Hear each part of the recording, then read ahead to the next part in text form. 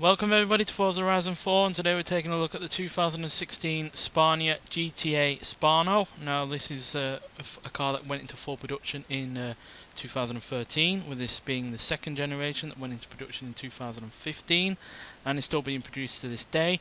And yeah, it's, as far as I know, the first ever supercar to come out of Spain. And it also has one of the biggest, well, if not the biggest engine to ever be put in a mid-engine supercar. But yeah, it's also got a monocoque chassis manufactured from carbon fibre and reinforced with titanium and Kevlar composites. It's got double wishbone suspension front and rear, coupled with adaptive shock absorbers, and it also has carbon fibre ceramic brakes.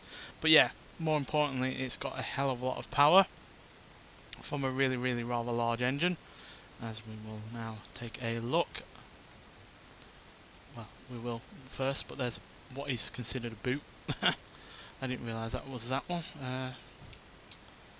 Come on, bring up the prompt. There we go. So yeah, it's got a really rather large 8 litre V10 engine that is also twin turbocharged, and it produces 912 horsepower and 899 pounds-feet of torque, which is a huge amount of horsepower and torque. And yeah, the engine itself is from the Dodge Viper, which is why yeah, it's such a large V10 engine. And yeah, as far as I am aware, it's also the largest engine to ever be put in a mid-engine vehicle, which is really rather nice, quite frankly, because yeah, it's not often that we get large engines like that in a mid-engine layout. And yeah, it's got a really rather nice interior. Comes with a 7-speed semi-automatic gearbox. So yeah, it's got the flappy paddles behind the steering wheel there, and yeah, like I said, I really like the interior. And yeah, it's got that little bit of boot space in the back, but yeah, it's not really a practical car, as you can see. But my only main complaint before we go out and drive is the fact that I don't like the looks all that much. The first generation looks is a little bit better, but yeah, I really do not like the looks of this vehicle. And yeah, when you're a first-time manufacturer making a really rather expensive vehicle, looks play a crucial part. The likes of Pagani got that right with their first ever car, the Zonda. So yeah, this doesn't quite nail it as far as I'm concerned, but you know, it's got decent proportions. It's not the biggest of cars, and yeah, because it's got such a series of lightweight components and materials that are being used, only weighs 3,197 pounds. So that's a very light car for a vehicle of this size with that kind of engine in it. But nonetheless, let's get out onto the open road and see what this car can do. So with that amount of power and that amount of torque with very little in the way of weight, it's no surprise that this car is really rather quick in terms of acceleration and top speed. But because it's only rear wheel drive, and again it does weigh very little, it's quite a tricky car to drive, especially because obviously it has all of that torque. It's not often that we have supercars that have just as much torque as they do horsepower. So yeah, it does make it quite a tricky vehicle at times to get around a corner or two, but I'll let you listen to the engine first before I talk some more.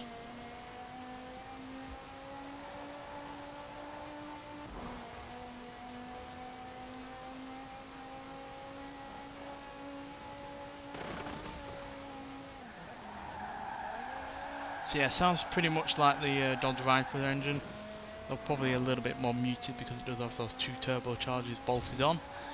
But yeah, there's no doubt in how quick this car is. 0 to 16, 2.9 seconds. 0 to 100 in 5.214 seconds. And it will go to a top speed of 243 miles an hour.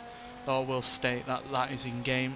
In real life, Spania say it will get to about 230, but that is still a really quick top speed. It's quicker than most other supercars, to be honest. You look at McLaren.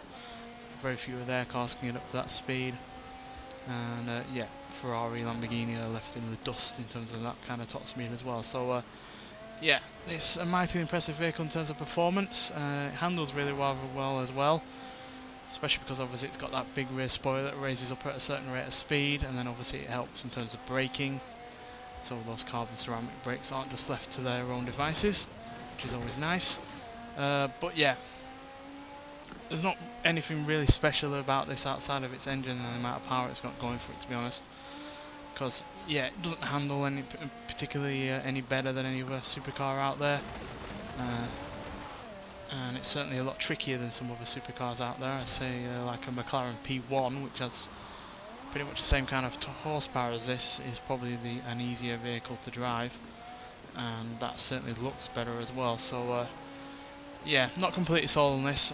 I do like when new companies come around and give us their own take on what a supercar should look and behave, but when you don't get the looks quite right, again, that's opinion based, so obviously it's not something that you should take to heart. But again, looks are a big thing about these kind of cars. You don't spend all this kind of money on a vehicle to not like the looks of it. Yeah, I just can't say I'm a fan of them in terms of looks, but it is mighty impressive in terms of top speed, acceleration and handling. But again, it's not particularly unique in any regard, quite frankly. The only real unique thing about it is the engine, which is, yeah, put to really good use, no doubt about that. Certainly produces more power than any Dodge Viper ever has. So yeah, they did a good job with that, but yeah, that's the only really bright spark about this car, to be honest. Which is a shame because, yeah, like I said, I do like to see new supercar manufacturers come out. But yeah, unfortunately this isn't the best of starts. Nonetheless, thanks for watching, and I'll see you in the next one. Bye.